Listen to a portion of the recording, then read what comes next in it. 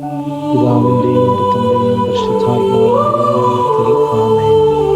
സ്നേഹസാന്ത്വനം ശുശ്രൂഷയിലേക്ക് എല്ലാവർക്കും സ്വാഗതം. സന്ധ്യയായി, ഉഷസ്സായി, 51-ാം ദിവസം.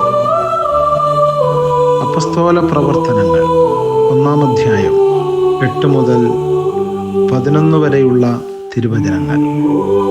എന്നാൽ പരിശുദ്ധാത്മാവ് നിങ്ങളുടെ മേൽ വന്നു കഴിയുമ്പോൾ നിങ്ങൾ ശക്തി പ്രാപിക്കും. ജെറൂസലേമിലും യൂദയ മുഴുവനിലും സമരിയായിലും ഭൂമിയുടെ അതിർത്തികൾ വരെയും നിങ്ങൾ എനിക്ക് സാക്ഷികളായിരിക്കുകയും ചെയ്യും. ഇത് പറഞ്ഞു കഴിഞ്ഞപ്പോൾ അവർ നോക്കി നിൽക്കെ അവൻ ഉന്നതങ്ങളിലേക്ക് സംവഹിക്കപ്പെട്ടു. ഒരു മേഘം വന്ന് അവനെ അവരുടെ ദൃഷ്ടിയിൽ നിന്ന് മറച്ചു. അവൻ ആകാശത്തിലേക്ക് പോകുന്നത് അവർ നോക്കി നിൽക്കുമ്പോൾ വെള്ളവസ്ത്രം ധരിച്ച 2 പേർ അവരുടെ മുൻപിൽ പ്രത്യക്ഷപ്പെട്ടു. പറഞ്ഞു, അല്ലയോ ഗലീലിയരെ, നിങ്ങൾ ആകാശത്തിലേക്ക് നോക്കി നിൽക്കുന്നത് എന്ത്? നിങ്ങളിൽ നിന്ന് സ്വർഗത്തിലേക്ക് സംവഹിക്കപ്പെട്ട യേശു സ്വർഗത്തിലേക്ക് പോകുന്നതായി നിങ്ങൾ കണ്ടതുപോലെ തന്നെ തിരിച്ചു വരും. കർത്താവിൻ്റെ വചനം. ദൈവത്തിന് നന്ദി. സ്നേഹിതരെ, ക്രിസ്തുവിൻ്റെ വാഗ്ദാനമായ പരിശുദ്ധാത്മാവ് ക്രിസ്തു തൻ്റെ ശിഷ്യന്മാർക്ക് നൽകിക്കൊണ്ട് അവിടുന്ന് സ്വർഗത്തിലേക്ക് സംവഹിക്കപ്പെട്ടു. വീണ്ടും തിരികെ വന്ന് നമ്മളെ കൂട്ടിക്കൊണ്ടു പോകാൻ വേണ്ടി തന്നെ. വിശുദ്ധ ലിഖിതങ്ങൾ പ്രസ്താവിക്കുന്നത് പോലെ, ഞാൻ പോകുന്നത് നല്ലതാണ്, ഞാൻ പോയി കഴിയുമ്പോൾ സഹായകൻ നിങ്ങളുടെ അടുക്കിലേക്ക് വരും. അവൻ വന്ന് പാപത്തെക്കുറിച്ചും നീതിയെക്കുറിച്ചും ന്യായവിധിയെക്കുറിച്ചും നിങ്ങളെ പഠിപ്പിക്കും. അവൻ്റെ അഭിഷേകം സ്വീകരിച്ച് എൻ്റെ വചനം അവൻ സ്ഥിരീകരിച്ച് നിങ്ങളെ പഠിപ്പിക്കുമ്പോൾ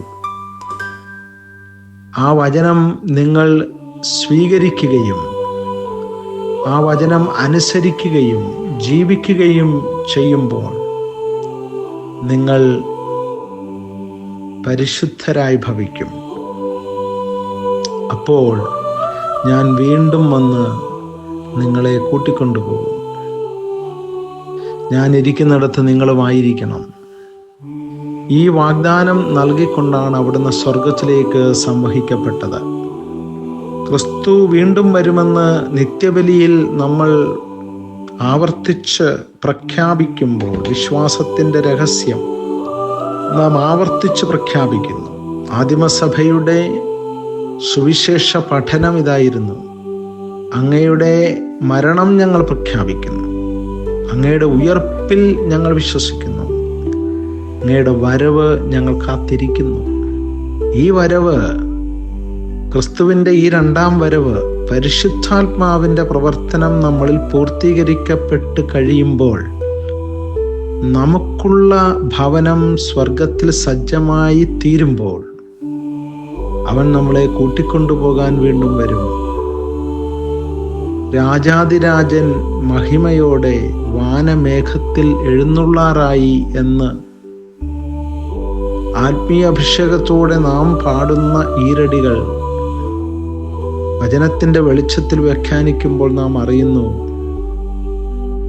നാം അനുഭവിക്കുവാൻ പോകുന്ന അവിടുത്തെ സ്നേഹസാന്ത്വനത്തിൻ്റെ കാഹളനാദമാണ് പരിശുദ്ധാത്മാവിലൂടെ ഈശോ നമ്മോട് പ്രഖ്യാപിക്കുക. ആയതിനാൽ ദൈവത്തിൻ്റെ ആത്മാവ് നമ്മളിൽ ആവസിക്കട്ടെ. അവിടുത്തെ തിരുവചനങ്ങൾ നമ്മുടെ ഹൃദയത്തിൽ അവിടുന്ന് ലിഖിതപ്പെടുത്തട്ടെ. ദൈവത്തിൻ്റെ വചനം ജീവിക്കുവാൻ പരിശുദ്ധാത്മാവ് നമ്മെ സഹായിക്കട്ടെ. അങ്ങനെ ദൈവവചനം അഭിഷേകത്തിൽ സ്വീകരിച്ച് ജീവിക്കുവാനുള്ള കൃപ പുണ്യതമ്പുരാൻ നമുക്ക് നൽകുമാറാകട്ടെ.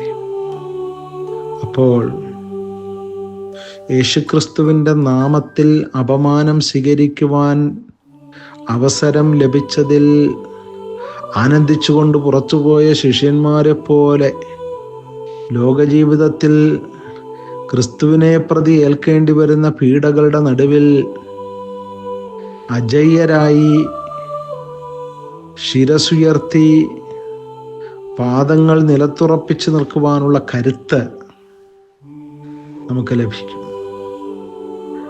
അത് ഈ ലോകത്തിൽ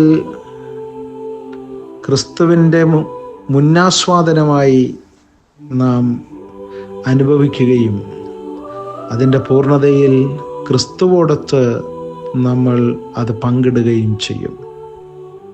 വെളിപാടിൻ്റെ ഗ്രന്ഥത്തിൽ പറയുന്നത് പോലെ എല്ലാ പ്രലോഭനങ്ങളെയും അതിജീവിച്ച് ജയിക്കുന്നവനെ എൻ്റെ ഒപ്പം ഞാൻ ഇരുത്തും എന്ന് പറഞ്ഞ ദൈവത്തിൻ്റെ വചനം നമ്മളിൽ പൂർണ്ണമാവുകയും കർത്താവിൻ്റെ സ്നേഹസാന്ത്വനം നമുക്ക് അനുഭവിക്കാൻ ഇടവരികയും ചെയ്യും. അതിനായി ദൈവവചനം അനുസരിച്ച് ജീവിക്കുവാനുള്ള കൃപയ്ക്ക് വേണ്ടി നമുക്ക് പ്രാർത്ഥിക്കാം. ദൈവം നമ്മെ അനുഗ്രഹിക്കട്ടെ. ആമേൻ. നമുക്ക് പ്രാർത്ഥിക്കാം. സ്നേഹപിതാവായ ദൈവമേ, അങ്ങയുടെ സ്നേഹസാന്ത്വനം എന്നെ ആപാദചൂഡം അഭിഷേകം ചെയ്യട്ടെ. അങ്ങയുടെ വചനം ജീവിക്കാൻ ഞാൻ ശക്തി പ്രാപിക്കട്ടെ. പാപബോധവും നീതിബോധവും ന്യായവിധിയും പഠിപ്പിക്കുന്ന പരിശുദ്ധാത്മാവ് വഴി ഞാൻ അങ്ങയുടെ സ്നേഹസാന്ത്വനം അനുഭവിക്കുവാൻ ഇടയാകുമാറാകട്ടെ. ആമേൻ. പിതാവും പുത്രനും പരിശുദ്ധാത്മാവുമായ ത്രിത്വൈക ദൈവം നിങ്ങളെ ഏവരെയും സമൃദ്ധമായി അനുഗ്രഹിക്കുമാറാകട്ടെ. ആമേൻ.